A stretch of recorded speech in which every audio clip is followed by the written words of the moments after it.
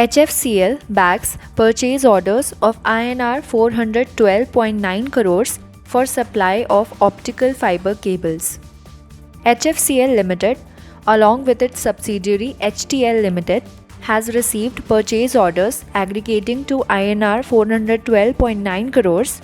The order is from one of the leading private telecom operators in the country for the supply of optical fiber cables. Polycab Telecom launches partner program for its passive networking business. Polycab's telecom division, a part of Polycab India Limited, has introduced a new partner program for its passive networking business, SCS. The reactivation of the partner program is being done to drive the penetration of the new products, enhance delivery excellence, and increase client value. STL bolsters presence in the MEA region to deliver on a $100 million project.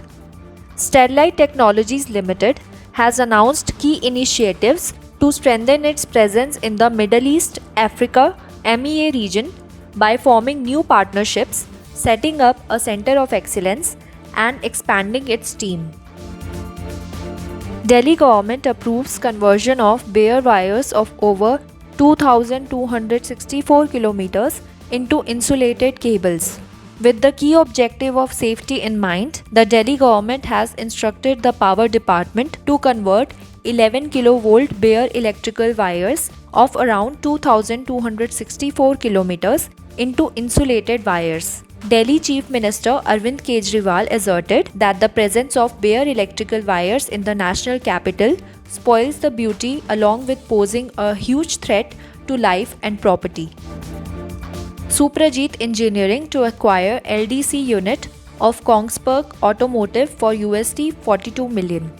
Bangalore-based automotive component supplier Suprajit Engineering has signed an agreement to acquire the light-duty cable business unit of Kongsberg Automotive ASA, which is listed on the Oslo Stock Exchange, Norway, for an enterprise value of $42 million, that is about INR 315 crores.